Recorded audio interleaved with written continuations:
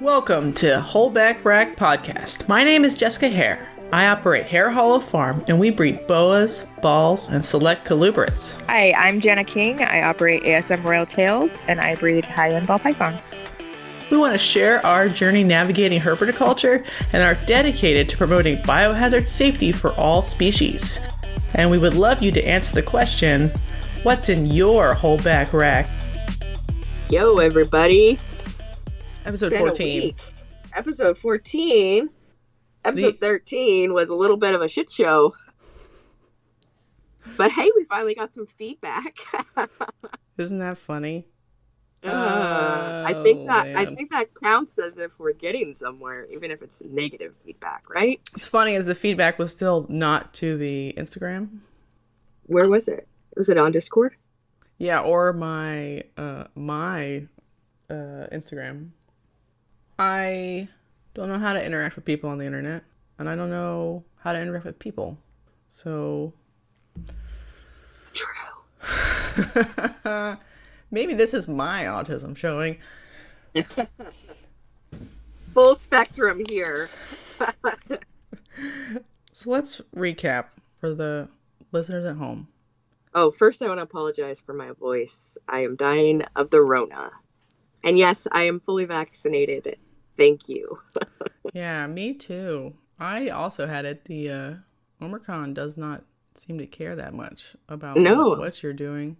We sure didn't doesn't. die, though, and so that's a good reason to get vaccinated, everyone, and boosted. If you can, yes, please do. Oh, so I did not get my booster. If you think this is political, it is. Get vaccinated. It is. I did not have my booster. I didn't either yet because of like scheduling issues. And they just opened the boosters up to my group, and so I hadn't gotten in to get it yet. And now I don't know if I need to because I now have Omicron. My understanding is you should still get it again, but you need to wait a little bit for. It's like 6 or 8 weeks. Something. Your antibodies to go back down again, so they can be reboosted in a like environment where they can respond appropriately. Correct. That was my understanding as well. So, fun fact for anybody at home who hasn't been boosted yet, please do. Please do. Most of the country will probably have been affected by the end of this particular surge, because I have never seen so many people. Like, my husband's work is like min-manning, like they don't have enough people who aren't infected. So they're just like, everyone stay home before we infect everyone. Yeah, they just qualified or gave him credentials to my husband is a civilian military. He's civilian, but he works for the military. They just re-gave him his credentials so he can work at home because it's so bad. And my I didn't get COVID from Jessica, in case anyone was wondering. We were kissing everybody. We were totally. I kissed a girl and I liked it. Cherry chapstick. We weren't kissing. My kid's school was closed because so many of the teachers were home sick with corona. So we are pretty sure that's where we got it. All right. So now that we know that Jana's dying and I was dying before, the like response to episode 13, one and only interview was not what I wanted to happen. Here's what I wanted to happen. And I've wanted this every time. It's like if we or our guests say something that someone disagrees with, I want like a message. It's like, red lights are good for reptiles. And you're wrong. And here's a paper. And then we could like have that as a talking point, like a feedback point on the next episode where we're like, no, you're wrong. Or, oh, you're right. Thank you for sharing. Here's this lovely article we can share that was shared with us. And you can go make the decision for yourself. Right. Because our podcast is not... We are not Karens. Well, what I'm saying is like it's not strictly informational.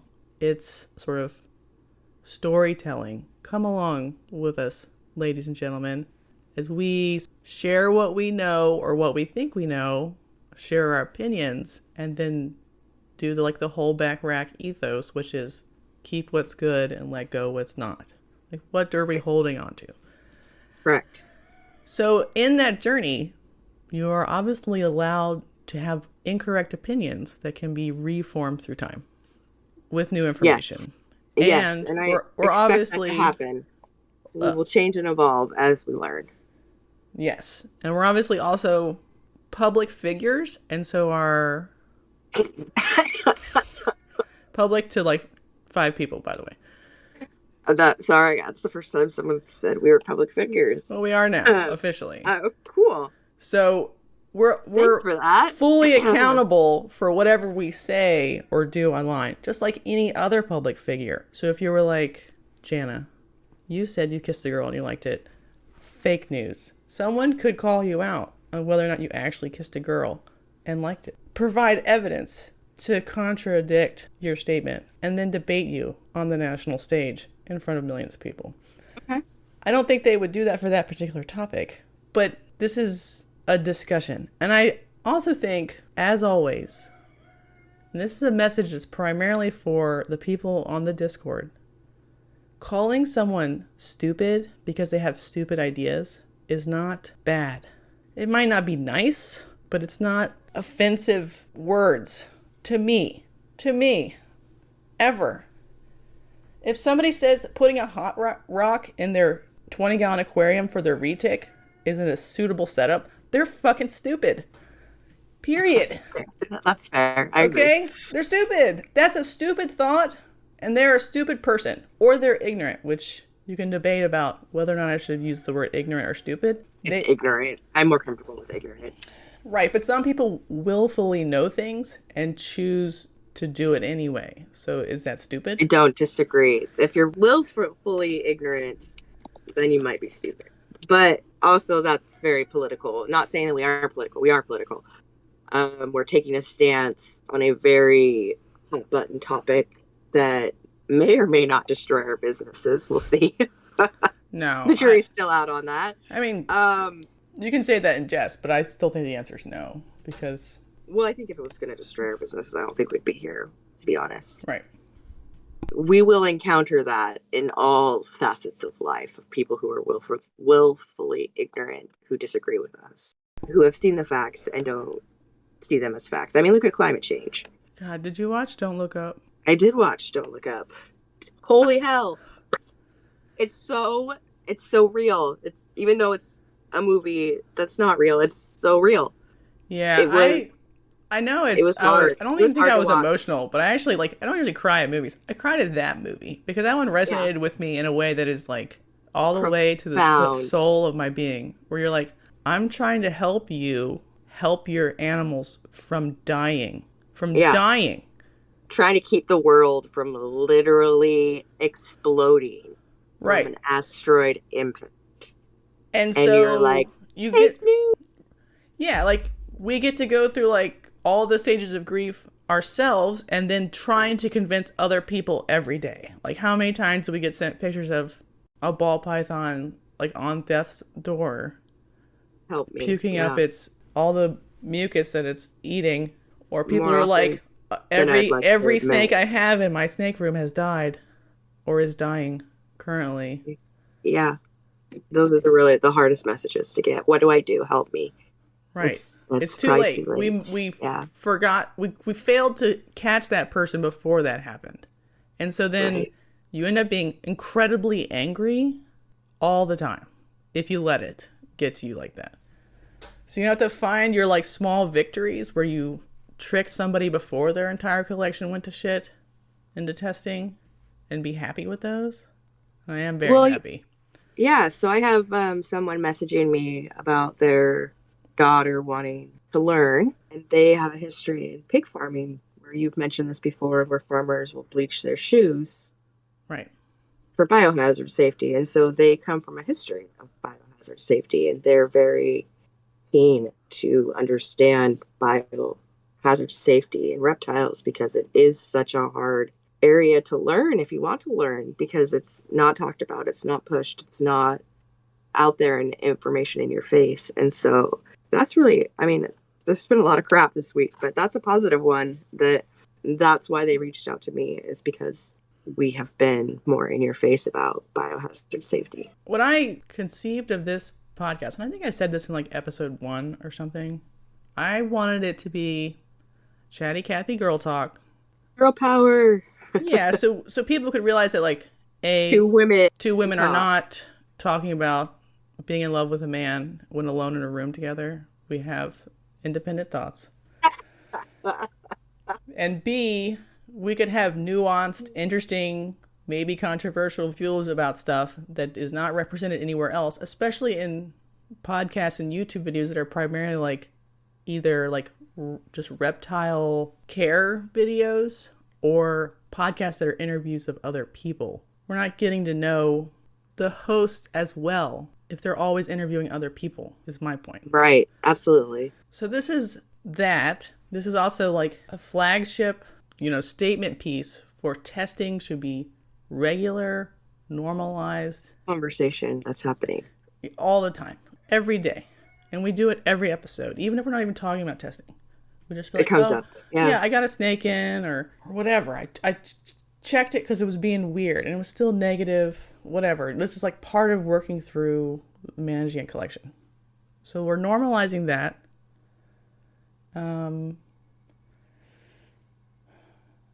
Yeah, did I talk about on the episode that I retested my Inchy spider hide? No, it's because we haven't done like a current event in a long time. Yeah, right. To get to that. Yeah, so you saw someone who like this is like 35 millimeters, which is a really odd time to reabsorb, but she was paired with probably a lemon male. And she was just acting weird and looked kind of weird, but she was eating.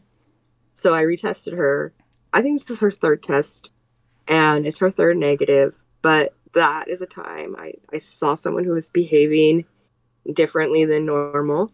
Although this is the first clutch that I've watched be reabsorbed that I knew about because I had my ultrasound tell me that that's what was happening. But I was sending out tests, and I was like, I'm just going to test her just to be sure. And I'll test the lemming male, because I'm planning to put him up for sale. So they both got a new test, and they were both still negative, which is great. But yeah, that's part of collection management, biohazard management. None of them had a respiratory infection or were bubbling, but they were acting odd. And part of the information that we can receive from testing can help us to determine if that odd behavior is nido or disease related.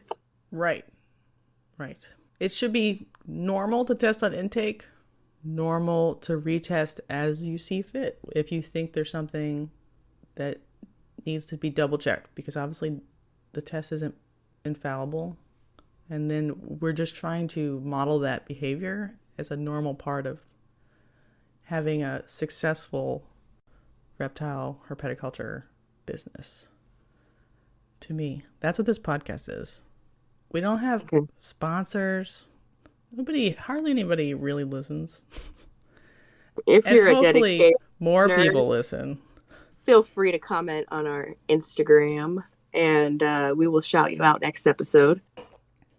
And hopefully, the idea of running a successful business seems to me to match perfectly with the idea of like promoting disease testing, because you would want to ensure not have your collection collapse, your stuff die.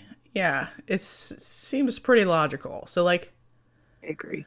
Yeah, we don't exist strictly to go out and advocate for testing in every corner of the internet.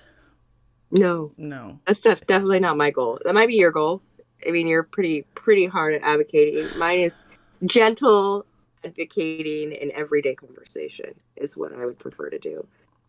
Okay. So I talked normalizing testing. I talked privately to Elijah before about this, like whether his style of like provocative going out and leaving messages on people's YouTube's messages is a good idea or a bad idea. And it almost came up on the podcast we recorded last week, but it just got cut for time, basically. And he's like, it doesn't matter if you make 10 people mad, because you're going to get eyes of 150 people, and 20 of those will test or something. I was like, maybe. Sure, I don't know. Maybe. But that's how we got the Animals at Home podcast. Was because I enjoyed our interview with him. I am not ashamed of our interview, even if people didn't like it, upset by it. I think he's good people. I think he's doing good work. I'm not in your face person though. But I'm not saying that his face isn't needed as well. Did we talk about about that episode? I know we touched on it a little bit. We're just sort of talking around it right now. Okay.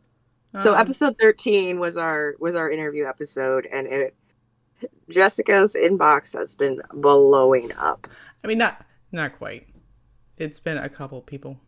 We've never had anyone. Yeah, I guess that counts as 0 versus a handful of individuals. Yeah, that's definitely blowing up in my book. Okay, so it was definitely the most downloaded episode we've ever had. Yeah. And it was the most commented on, or sort of up or down voted on YouTube, which isn't saying much, but it did have some upvotes and some downvotes instead of none at all.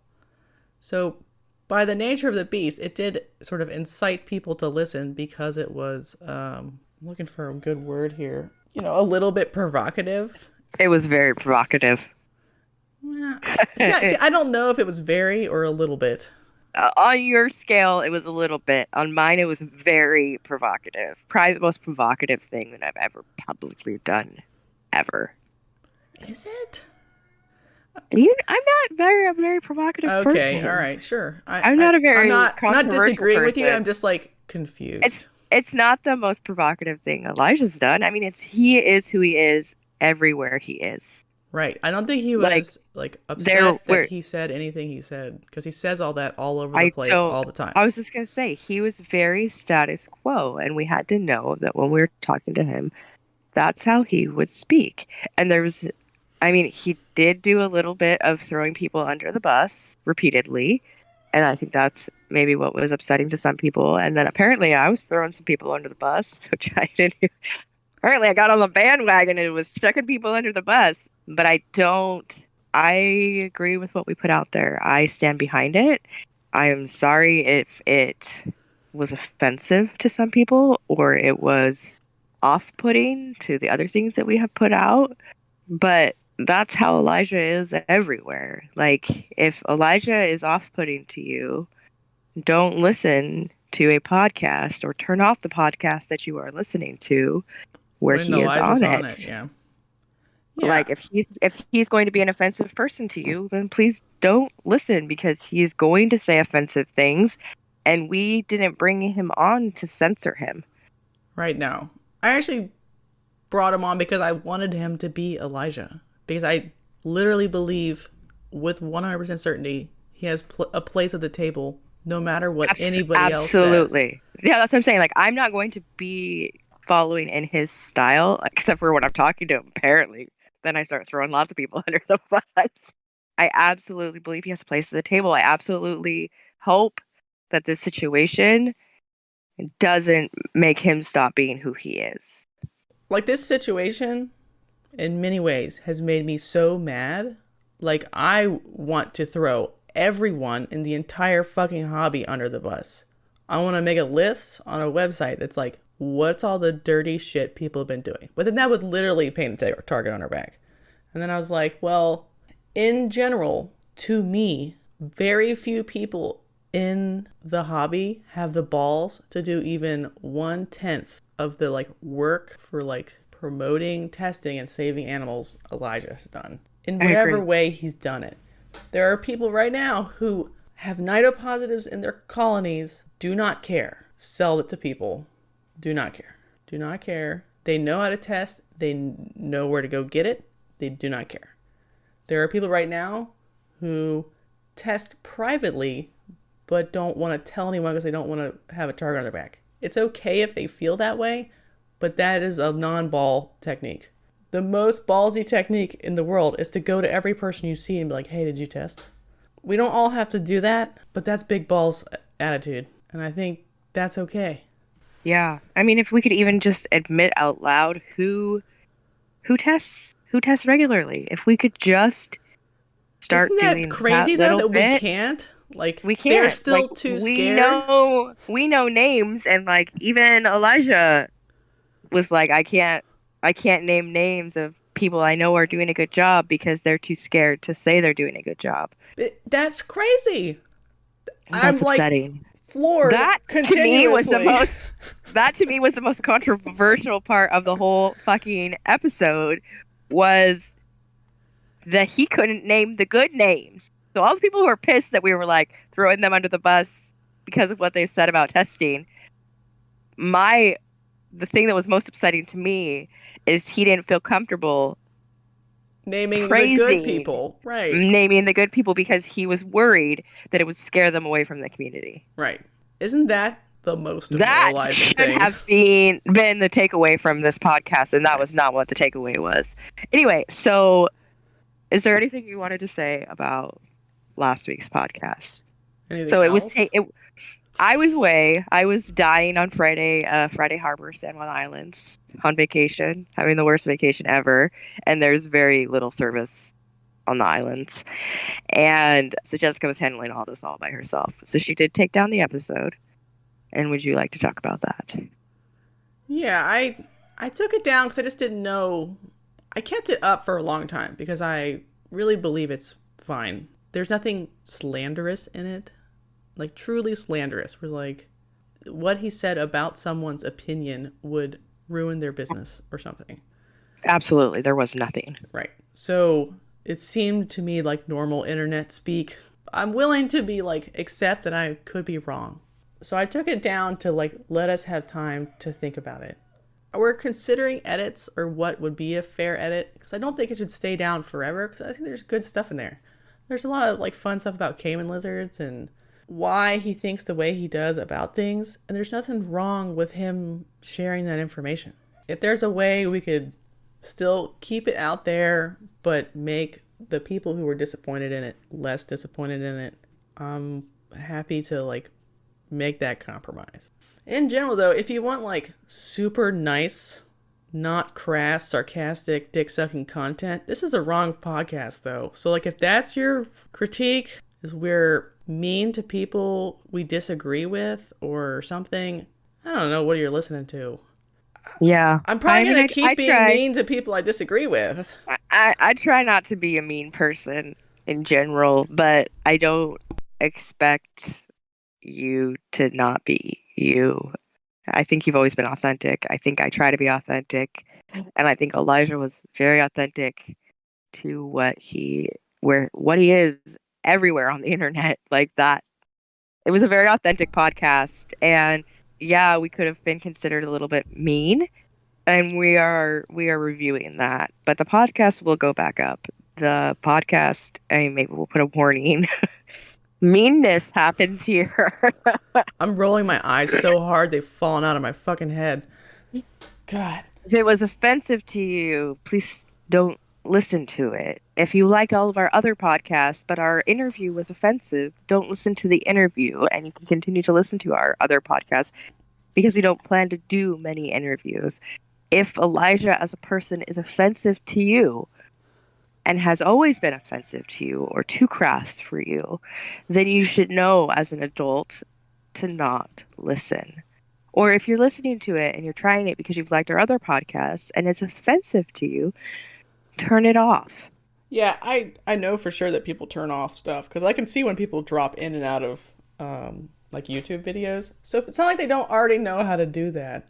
Oh, that's funny because I listen to it in bits and starts. Yeah, me too. I see that everywhere because it's too much content. Like I have an hour to clean cages. I'm gonna go listen to someone's podcast, and if it gets boring or I don't like it, I just don't listen to that one. I move on the next time I go clean cages, or maybe I pick it back up again. That's totally fine.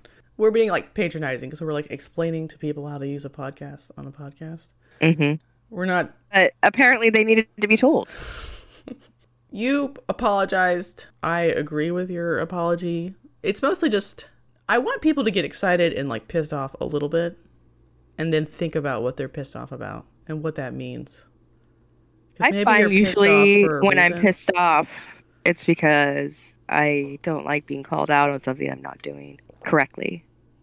Exactly. We're getting called out on being mean, so I'm okay with like the level of introspection that's required to be like, are we being too mean? Which we are doing. Yeah, maybe. Yeah, maybe. Yeah. Maybe we do need to edit some of the meanness out. Maybe it was a little too much. Right. It felt to me like very casual, fun conversation. He was on his best behavior on Animals at Home. And you can tell there's like a discourse difference between Animals at Home and our podcast, because he was like among allies, so he could like vent as much as he wanted, because he wasn't necessarily going to get a ton of pushback from us in the conversation. I know. I feel like we did him dirty. Yeah, I do too. I want to apologize to Elijah, because I was just gonna say, I don't know if he's listening. He probably isn't. He's probably pissed at us, but the episode will go back up. I don't feel like he was misrepresented. I feel like he was himself, and he felt very comfortable, and I loved that. And I feel like of all the people who are pissed off, the one that upsets me the most is him. Yeah, me too. So, I mean, Elijah, if you are listening, I was not unhappy with what we put out. I was not unhappy with our interview. I thought it was great. I thought it was good content. And I think that the testing world needs you. Mm-hmm. So if you need to take a little break because everybody's being extra mean to the mean guy, do that. But please come back because you are needed. There is a seat at the table. What you're doing is important. Yes. Everybody's seat at the table is important too.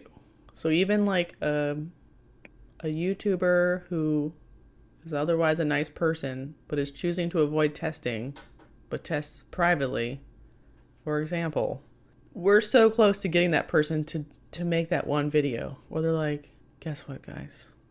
Crypto snuck in, and now I have to deal with it. But here's me sharing my story. That person is so close. So I don't want to scare any of those people away, by being too mean to them either. Right. But I do think there's a failure there where every new person has to independently discover that their collection is dying. There's a messaging failure from the top. I literally had to hold my dying snake in my hand for all the hundreds of times. I mean, I had already ordered swabs, but I was like real cash about it. Yeah. And literally holding this dying snake in my hands, and you're still having to rail me when everybody else is like, oh, it happens, it's fine. And you're like, no, Jana, it's called nidovirus. It's like so depressing. I want to like scream, basically. Literally. Because I was super cash about it, and I had ordered swabs, and I was planning to start maybe testing the intakes. That wouldn't have solved the already problem that I had. So when people are super cash also publicly that are ostensibly leaders in our hobby, businesses, YouTubers, pet tubers, there are people who are promoting what's, the right kind of keeping, and they're all universally silent about saving somebody from what you experience. It is so embarrassing. And I just like, I'm going to go get a horse. At least it'll be tested for Coggins when I get it. Holy fuck. That's all. That's my opinion of what's happening here. The other thing that I felt like was a super double standard, like it was okay to critique bigger people in the episode, but not okay to critique smaller people. Still confused. If you want to write in, so you could critique, I'll just say other kinds of people. It's not even that were in the podcast. You could critique a mutation creation because they're large, but not a local breeder of carpet pythons because they're small and they're like a guy. Like there's something about the differences in the size of them that makes their opinions differently critiquable. And I'm like, it made it more mean to critique a small guy. I really want to push back on that idea. I can understand not railroading, a Facebook post in Facebook land of a private individual. But if you're on a podcast or a YouTube video, you are just as critiquable no matter how big you are. So I threw a podcaster under the bus in the interview. Me. Nice, kind Jana was all lit up about it because it made me angry. They were literally doing a podcast on the morph market policy. We've also done a podcast, if you are unfamiliar with, morph market rolled out a testing policy that was very benign, very like early days, gentle start trying to get some kind of unanimous disease testing to be okay. And there was a lot of blowback. And so within a few days they had to roll it back. And so there was a podcast that did and they expect to not be critiqued on that. It's okay to critique us when we do our podcast, but it's not okay for us to discuss their podcast and be upset with it on our podcast. Like, I just don't. They thought it was, the tone was not correct, which is fine. Maybe it wasn't. So that's fine. So I didn't get a ton of feedback from those people to like be able to be like, do you want to talk about it? They were just like, no, they didn't want to talk about it. They were just like, yeah, and here's that's our fine. middle finger. I'm not. No, go away. No, it wasn't like that. It was more like, it was very polite. I'm gonna be 100% clear. It was polite, but it was still a middle finger. Yeah, I guess. Like they didn't want to talk about it anymore. And they weren't aggressive, but they were literally like, no communication, no adult discussion, goodbye. I do not hold any grudges against them not wanting to associate with us anymore because, you know, it wasn't for them. I don't want to associate with lots of people because they're not for me. It may have been like they didn't know the kind of podcast we were, or they didn't know the kind of person I am well enough before deciding to be friends. And once they figured out our true character, that was not sufficient for them. So that's fine. Not for everybody.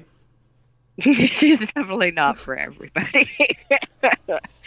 Yeah, like to me, the podcasting space has mostly pretty benign podcasts. Like they don't talk about super controversial stuff. They're pretty general audience because they want to keep their sponsors happy. The only person who's like a shock jock is really Snakes and the Fat Man. Yeah, he doesn't give a fuck. Yeah, and he still has like pretty like big sponsors. So it obviously like having a controversial opinion like people's butts are fun. I mean, they are fun. Is not necessarily preclusive of being a good part of the hobby. So like I don't think we're out of line in terms of being a little bit edgy at various times and calling people out, whatever. But other podcasts are not like that at all. So if people are used to like a certain kind of discourse over here, and then they come over here and it's like not that way, and they have listened to Snakes and the Fat Man, or like old bullshit is like the best, where he'll railroad somebody for like 20 minutes about some bad deal he did with them. That's what I'm thinking of. That was the best. And don't call him out by name. He doesn't give a shit. I do agree that someone could construe our podcast as mean or like calling people out or throwing people under the bus, but it wasn't so provocative that I felt like I needed to tell you to take it down. Like I wasn't embarrassed by it, or I was still proud of it, if that makes sense. Like I don't think that it was over the line, but I do understand how it would piss people off. Yeah. But yeah, what we're saying in general, we expect to piss some people off, even on a not interview. You know what I mean? Like there are people, we're not for everybody. And while I might be like the milder version of you, we're still not for everybody. We're not. No. We're going to piss off people in this hobby. And that's why we're here talking. Right. Because someone sometimes has to bring up hard truths about, you know, snakes dying in your lap. Yeah. And I mean, it's a hard topic. And because of the industry that we're in has decided to pretend it doesn't exist or portray it as a boogeyman story, there's going to be controversial stuff on our podcast, and that's the reality of what we signed up for. To make it even more weird, I don't know, Kevin at Nerd has had like a big drama week too. He had a couple weeks ago, there was a video, and I'll put all these in the show notes so you can watch these videos. I'm not making this up. There was a call out video because the reptiles in research or whatever, reptile research or whatever Liam's channel is called. I don't even know Liam's last name, but he had like a call out video with a vet who was basically just attacking Kevin's policy of showing medical procedures that he's like DIYing on YouTube. Did you see any of this stuff? I have not been present. All right, but it's fine. I have seen his medical procedures on. Yeah, these are his YouTube. most viewed videos on his channel. So he has like in some ways incentivized to keep finding like boils or, you know, pus he can explode out of something, because it's like, you know, that's a trendy, for some reason, content is to watch somebody do some sort of procedure on an animal that's gross, because it makes a good thumbnail and people are like, gross, and they want to look at it. So there's, you know, potentially a negative indictment of nerd right there. But then Liam gets a vet on there who has like a complicated backstory and then like proceeds to do a takedown piece of surgery without a vet there, DIY surgery, whether that's legal, whether it's humane, right, or whatever, if the vet care of morality is sufficient. So like obviously Liam should be allowed to comment on nerds' videos they're putting out publicly. You know what I'm saying? Like, clearly. And then Nerd did a rebuttal video that was not that flattering either, but it turned out like the vet is like a terrible vet that Liam had chosen, who's like a gotcha vet who's euthanized a bunch of snakes and done all kinds of weird stuff. So it's like overly complicated. But at the same time this was happening, both parties were getting their own like public review. Liam is stupid because Liam doesn't know about how to take care of animals. Like those sort of statements all over Facebook, or Kevin is a bad person because he tortures animals. So I'm like, isn't this language so much more specific and actually inflammatory, right, and about a real bad issue than what we were discussing? Yeah, than Elijah saying Liam recommends UVB to treat viruses. Like, Liam has sort of construed that statement, which is not true. Should Liam be called out for that sort of statement? Yeah. Yeah. I mean, I'm sure that we're gonna get called out for statements we make. Oh my God! I might call myself out in a year and be like, "Holy shit!" Yeah, I feel like we've already been like, we like misstated something and dialed it back, because like it's hard to speak off the cuff and speak exactly the way you want to and speak super coherently. And so I think sometimes when Dr. Travis Wyman or Liam or other public figures say something that sounds a little weird, sometimes I just chalk that up to like they're ad-libbing, and they wouldn't have normally said that if it had 2 more minutes to like collect their thoughts. Correct. So I don't necessarily go through everything Dr. Wyman has ever said and been like, I hold all of these against you or whatever. To me, I don't know how you feel about any of the personalities that were involved in episode 13. I think if you have a podcast or you have a YouTube channel and you are speaking, yes, you're ad-libbing. Yes, we don't always say what we, in the most perfect way, what we're trying to say, because it's not scripted. We don't have infinite time to collect our thoughts. And so I don't always come across as awesome as I want to come across. But you're putting yourself out there and expecting to never have criticism is silly. So if you put yourself out there and you're discussing something and someone doesn't agree with you, that's par for the course. And it should be expected. That's all I'm saying. So, I mean, yeah, I'm not going to go and like verbatim list all the things that any professional has said or any public figure has said and be like, well, it's this one time you said it different. I don't have time for that. But also, if you do a full episode on something that I am passionate about, like the morph market changes, I might call you out. And you should know that if you're going to discuss something on your podcast that's controversial, that people who feel strongly about it might not agree with you. Yes. That doesn't mean that there isn't room in the sphere for both the podcasts, or that both podcasts weren't contributions to the reptile world. But me not agreeing with you, like, I didn't send you an email going, boo-hoo, I don't agree with you. Should you have, though? Maybe I should have. Maybe, yeah, I don't know. But that's like the more provocative style of sort of going to the people every time you disagree technique. But I do have a platform that You can of 10 respond whole at people, instead. Yeah. of 10 whole people, and I might respond to those things, or I might say, nerd, maybe you shouldn't be doing vet procedures on YouTube, especially when reptile rights in Florida are under attack, and you're the face of Florida.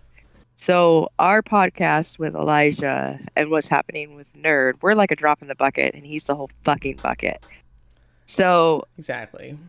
if you need to get And fired there's up other about buckets, like this week, like people have stolen. We had a Camp Cannon break-in with like an active ring that's implicated in the Crutchfield break-in of stealing of monitors, and we have U.S. ARC alerts in North Carolina this whole week because they're considering regulating natives in a more specific way, which would basically make corn snakes fucked.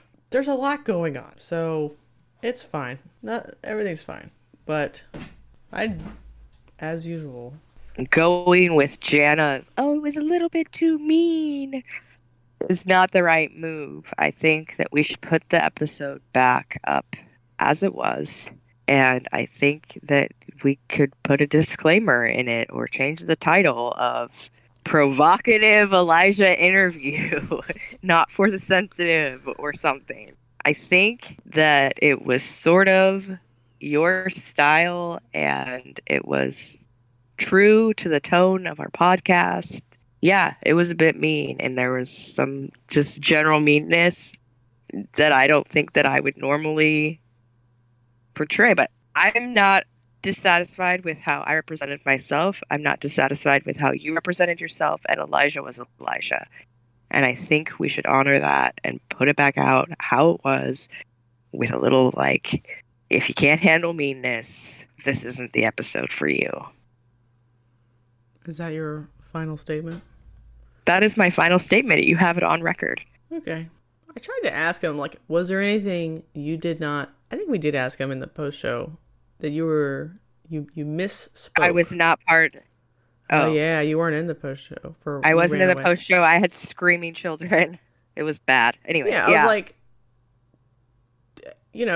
people can misspeak or whatever. And he was like, it's pretty much fine. Like, I don't care. Because, Oh, yeah. After the show, I'm always like, hey, could you edit this part out? That was... I sounded dumb or whatever. Shit. And I sounded... Yeah, I know it's been hard. I don't and you're mean the one to that's waffle about it, because I was like, hardcore, like, this is free fucking speech. Don't listen to it if you don't like it. But it seems to have really affected you. Yeah, so because it's been like a fucking grind right in the last 4 days. Well, and you're getting all of it. I'm getting none of it. Yeah. So I will support whatever decision you make. But my opinion is, as it was, I am 100% willing to stand behind it as it was. Okay. I think Chris is right. I think, and we can put a disclaimer on it because maybe it is too mean, but I think your stance from day one in this podcast is sometimes I'm mean, sometimes I don't like people and don't want them to message me on Instagram. Yeah, that's true. Sometimes I want people to message me because I want to engage, but I think it had the most downloads, and it was provocative, and it was doing what it was meant to do. It is separate from our podcast because it was an interview, and that is not the style of our podcast mainly. And so I think it's okay if we like preface it or put something in the title or in the description. I'm okay with that, but I don't feel like we need to take it down or edit the shit out of it but I support you if you feel like you need to do that, since you're the one in the hot seat getting all the drama.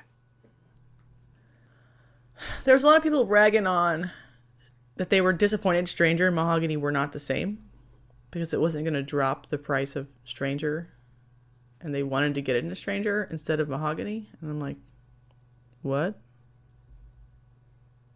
Do you want them to be the same, but you want to get into the other ones? Right, so because it's better. Obviously, they're not the same. Right. So that was funny. to me. I was not surprised that they were Not the different. same. I think. Yeah. Do you think they'll be allelic? Not anymore. They don't even act that strong together. I think they just accidentally look similar. It's just like a weird quirk of nature. Okay. Which sounds weird to say, because they did. If you asked me 6 months ago, I've been like, yeah, they're probably allelic, or even 3 months ago. But now I don't think that I anymore. totally thought they were allelic, like Wookiee and Chocolate. I thought they were gonna be like, the bastard cheap brother. It could still be. I just expected them to act. They would have reacted more intensely if they were allelic. Yeah, it barely looked like even anything. Sometimes strangers look like that blown out the sides with pastel, just pastel. So yeah, I was a little disappointed. It's fine. I almost think that like now it's making more sense that like they can't hit a super stranger because there isn't one. Maybe stranger is dominant officially, so it's not allelic with Mahogany, and we will be able to make a Suma stranger. So are we allowed I'm to talk speculating here? Are we allowed to talk about this isn't facts. The stranger gene monopoly, or is that hush hush? No, it's public information. So why do you tell the I think we've already done this though, haven't we? layman in the back about stranger? No, you and I have had this conversation. Okay. I don't think so on the forget. podcast. Okay, so stranger is a controlled release gene. So the genius price locking. And it's still like honor system, but everyone's been pretty good about the honor system. So the original founder, Roland, I can't remember his last name. He found it, he released it. He only released females first so that no one could get a male and just ram it into 10 females within 1 year. And then he did that for 3 or 4 years. And if someone had a female who bred very early, he asked them politely not to sell any males and keep them for some number of years. And then once a certain amount of time had passed, I don't even know what it is, then males could start being sold. But males needed to be almost double the price of females so that no one could run the codom into the ground. It's just like how it's even come to be that it has not collapsed like every other gene has. So like blows my mind. At the end of the like codom craze, before Banana ruined it, they were getting smart like that. Like Mojave was actually like a premium gene with a price that rivaled whatever, and it was actually like skunked by someone. Like everyone else was charging $5,000 for a Mojave, and they all agreed males were more expensive or whatever. And then he's just like, I think it was TSK, like fuck TSK basically, he said. And he just sold them for $500 just one day. And the market couldn't handle it and dropped to 500 because like people's perception of the value is more fragile. Now, if one person unilaterally drops prices on an item, there's enough demand that it doesn't matter that they chose to do that. But back then, if there was only 30 potential buyers with 5 to 10K or whatever, I'm making up the numbers because I don't remember them exactly. Pretty sure I heard this on a Snakes and the Fat Man podcast, if people want to go back in time a little bit. But what blows my mind is that everybody has honored it and that it's maintained. You're right. Enough and people have. There is no end in sight. It looks like it's going to maintain that. Right. The prices of both males and females have come down, but so slowly that it's fine to me. The amount that they have come down is so slow compared to all of the other incomplete dominants. It's good. This is a good thing. Price fixing in this way is not unique to Stranger. Palmetto was price fixed when it was introduced. I think other people have tried it and then failed with their codoms introductions. We'll see if like Adam Chesla wins because he's trying to, I think, position is Zebra or Recessive? I don't even know. His new Zebra project in that way. Have you seen Zebra? I have seen Zebra. We discussed it on one of the like new up and coming. Yeah, that's right. I remember that now. If you just sort by expensive, you get a bunch of Zebra shit and you're like, move on. Like if you're looking for like a high-end ball python right now. Yeah. Not interested, thanks. But they're trying to price fix that one. I mean, I don't know what with 100% certainty, but that's what it looks like based on their pricing paradigm that I'm seeing. Males are It just fascinates me that other people have tried it, and this is the only one that has been successful. I think it helps that Stranger is very dramatic looking in combos. So I love Stranger. Maybe like the prestige factor. But it scares me because every other Kodam has collapsed. And so buying into it scares me. Like, is there enough of a market for them at that price point? And is it going to collapse by the time I produce anything? Does it matter though? I know it matters, but let me just make up a fake scenario. Okay. You buy a Stranger Clown male. Yes. For $12,000 or $15,000. Or 20 or whatever they are right now. Okay, well, I can't afford that. So I'm just making up this is a very hypothetical scenario. Okay. Hypothetical. Right. So you're going to take that Stranger the next year clown to a bunch of clowns, clown pieds, pied head clown, whatever enhancers, whatever G-stripe stuff it's floating around in your current collection. You don't have to buy anything new for this scenario. Correct. Even if his value dropped by 50% the next year, you would still have 10 clutches of... Yes. I think the problems of pricing start to kick in around $1,000 to $500 of a single gene of a morph, because that means no offense everyone out there. I'm spazzing out. I have not seen this before. Because I had to You are in rare form today. Yeah, fuck them. Y'all. There's my Jessica. Yeah. I do mean offense.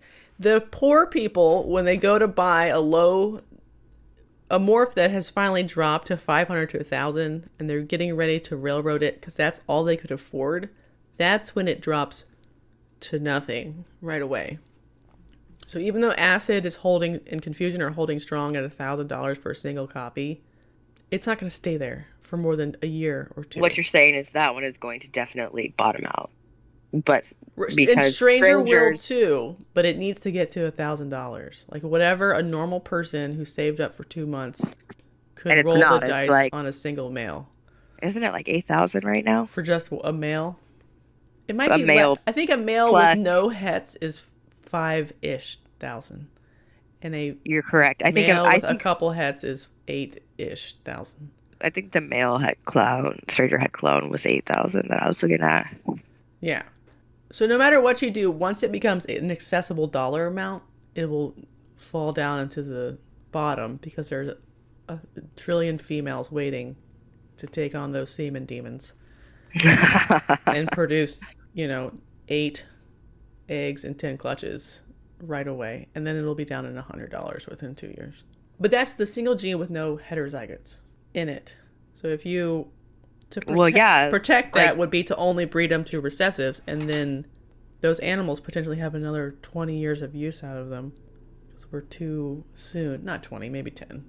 Right. Their price is going to stay. Cypress clowns are 5,000, whereas just a Cypress is 500. Right, or even less. Even for a female. Because it would take you too long to get that gene back into a visual. Even if you bought a male, bred it to an adult female clown, made a het baby, that's 3 years to then breed it back to a visual clown and hope you hit it in a male again. That 3 years is a lifetime. Yeah. A lifetime at ball python. Well, that's good. That's a good little analogy we made. But yeah, I have a Stranger. I didn't buy the Stranger because I think it's an insanely good investment or something. I bought a Stranger because Stranger combos are cool. And dark and delicious. Yeah, so even if her price... And it was from a person who tests. Yeah, I guess predominantly that's why I bought it. And you were pissed off at the community because you couldn't get the male clown that you wanted. Yeah, I exist in a state of semi-permanent pissed off at the ball python community. Because I cannot buy the snakes that I want when I want them. So I'd rather, as always, give my money to someone who values the things that I do. And it was a beautiful, interesting snake. And Oh, she is gorgeous. she has like an interesting mystery because we don't know if she's spot nose and chocolate, or just spot nose and stranger, or chocolate and stranger. I don't know. I don't think she's chocolate and stranger. Her head's too bright, so she's either all three or spot nose and Mojave and stranger. This is like fun. It's just fun, and she's pos clown, so like it fits right in around here. Fits right in. Are you gonna throw her to your GHI clown, or are you hoping to have another clown male? Oh, you have your, is it banana, calico, yellow belly Yeah, there's many choices. clown? Oh, I need a baby from him once he's big enough. His ringer is so beautiful. I was watching Royal Constrictor Designs YouTube from this week. I did get his. I didn't get his, so that's funny. And He mentions you, not by What? name. all Not by right, name. He okay. mentions the snake that you bought, and Did he? said that yes. Okay. And he said that he sold it. I think it's the brother to the one that he's showing. It's like his top 10 Holdback? clowns Yeah. for the. Anyway, and he was like, "Oh, I sold another one, and it had a really nice ringer." And I was like, "He's talking about Jessica's snake." I think he's. I could be wrong, but I thought he had multiple calico combo males with ringers. It could definitely still be that one, but I thought he had a couple. Like some of his Oh, I don't know. females that were just banana calico pastel or whatever also had ringers. He said that that's the Calico Clown sometimes throws ringers. Yes. I think, but I guess I'm saying I think I've seen even more of his animals from that sire Oh, that yeah, he's maybe had for he's- sale with ringers, which is cool. I don't think It's it's really that high. cool. I just No, think, not at all. He would know if his were hep high. He keeps really detailed yeah, lineage. It just He's looks been like yellow belly and calico with Do that. banana will throw ringers, and they do throw ringers in a non-clown version because it'll just be a little too much excitement, and it just pushes the color up in a ringer way. I love ringers. It's like pied without having to try so hard. Yeah, I have that ringer on that little GHI Extreme Fire little chicken nugget. That is very charming. You remember This her? is cute. I don't remember her. She's one of your holdbacks, though, right? Yeah, I can't not keep them all. Oh, right. you didn't keep all of them. No, yeah, I made enough that I had to share. And there's another one that's leaving soon. Wait, so did we just do a whole episode of rebuttal? Yep. It happened. Thank God. You promised that it would happen eventually. I just didn't think it would happen yet. Yeah, I guess we should tell the audience at home. One day, boys and girls, I don't want to talk about Evergreen Topics at all. I just want to come on here, have a nice chit chat, and we can talk about what you guys want to talk about. We can talk about feedback that you've given us, and we can just talk about current events. And so it'll mostly be, catching up. Girl time. Girl talk. Girl talk. And we can do That's my evergreen stuff favorite. occasionally, or the odd interview after Or my revisits. PTSD has. Oh, yeah. She's not going to let us do an interview for at least 6 months, people. So Yeah, don't expect that. And I had people. I was this close to messaging people because I thought it had gone well. Like people who are, secret testers that are friends of friends that are. I won't say Yeah. any names, but like We don't. I that's know not- I could yeah. use a friend to leverage the person to come on and talk about like their intake policy and whatever. And I was like, I don't give a shit. Like this is a platform that is exactly what I want it to be when I want it to be that. So whenever I want to bring on fellow testing enthusiasts, we will do that. I'm too sleepy right now. Also, this is breaking news. We probably will get orders coming down for April. Wait, I thought you guys were getting out of that. Breaking news. Jesus. So this weekend I was also dealing with that. Fuck. Because the choices very quickly. I don't know if it matters. I thought you had a stay of execution. Yeah, kind of. But Chris is my husband. He got an open, like job call. It's like, does anybody want to go to Altus? If we elect to go, we will 100% be allowed to go there and not somewhere else. Chris is in the Air Force. This is a PCS thing, right? Where the hell is Altus? Oklahoma. Country roads, take me home to the place. I don't want to go to Oklahoma. It's not my home. So anyway. He volunteered? Basically, he came to me on Saturday when I was like counting rats or something. He's like, if I volunteer, we can set the course of our destiny instead of allowing it to happen. But I thought you wanted to allow it to happen and get a year stay of execution. Yeah, yes. But then I was like, but he's like, if we wait next year, we might not be allowed to pick the time. And then I was like, okay, so if we're going to Oklahoma, we'll be driving through New Mexico probably in the summer because Alex will be in school. How many snakes will die? Some. Okay, so then you're like, okay, we need to go to Oklahoma in the fall or winter or spring. Vehicles aren't hot, hundreds of degrees. Oh, well, you want to go in the fall so you don't have graphic girls. Yes, but then I was like, but my child is going to school, so... Oh, does he start kindergarten in September? Yes. So I was like, fuck the snakes. Obviously my priority is my child. I love my snakes. I don't want to move rabid girls. And if we have reabsorptions or whatever, you know what, that's fucking life. But your child does not need to start kindergarten twice. That would be brutal. Yeah, I just didn't think it was fair. So I was like, okay, you're right. If we're going to have this dumb snake business, you should elect to go and then massage the shit out of the time so it's just right. Like your report date to your duty station is May 15th. And we decide to travel, at the end of April, right when the whole country is like 70 degrees or whatever, like down south. So by the time we get to Utah, it's not too bad weather-wise or something. I don't know. So that's my update. So I was doing that all weekend also. That would just be a lot this weekend. We're doing great. You're not. I've never seen you this bad. You look like you got hit by a Mack truck of emotion. Yeah, I think because I was confused. I felt like, what? Because if I felt very good after the podcast is my point, maybe. I know you were very happy with it. I think that's probably why. Yeah, fuck and like you guys. I said, I wasn't mean, and you were your normal level of mean.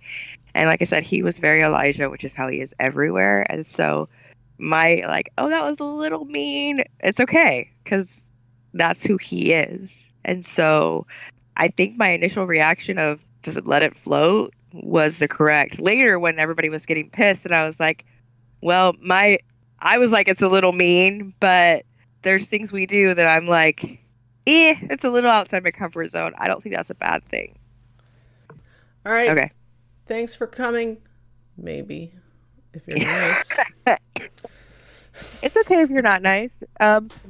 Jessica's had a rough week. Maybe message me on Instagram, ASM Royal Tails. Don't message me ever again. I also had to fill 15 rat orders, which was just like... I had a chicken order. No, I sold almost all of my chickens and ducks because I'm just like, Chris is like, we need to go now. They gotta go. That explains it. Oh, and okay, yeah. I can't handle these Facebook messages about ducks because he's like, he told me to tell people to be mean, and I'm like, we're never gonna sell them if you're mean to the duck people. They're very sensitive. And he's like, no, let me message him. And so we're fighting over my phone like a bunch of jackals. And I'm like, no, if you fucking... What a weekend for me to go out of town. Nice. I know. I needed Jana. You're literally your whole life is imploding. I asked and I'm like, for shots. Don't message me because I don't have service. Bye, bitch. Good luck. Yeah, it's not your fault. And you're selling your farm, and our podcast is imploding, and yeah, that's fun. Yeah. Cool. I'm Yeah. a really, really I don't great need friend. sympathy from other people, though. We were it's closing fine. our podcast and then we got Yeah, distracted. we totally got distracted. Okay, so don't message Jessica this week. No. Message me. If Yeah. you have not nice things to say, that's cool. Yeah, But if you have not let's be nice things to productive say, conversationalists. yeah, just tell me what's going Be on. specific. Let's talk about it. Yeah. I like debate. I would actually love it if any of the people who were mentioned would like to come on the podcast. Yeah, Travis, you want to come on? We'll have you on. Nakes and the Stogies, you want to be on? That's cool. Come on. Yes, because life is fucking really complicated and hard, and talking about it usually makes it better, I think. I don't know, maybe not. Yeah, I mean, if you guys want to rebut what we've said, cool. Let's do it. All right. You know how to get a hold of us, and we'll talk to you guys next week. Yeah, next week we actually will do shipping, because shipping should be more actually normalized. This week was a weird week. It's weird that it took this long, but we'll talk about how to ship. All right, everybody. All right, we'll talk to you Merry next Christmas. week. It's not Christmas. It's not? No. Happy New Year. Happy Valentine's Day. Not yet. Soon. Bye. Bye.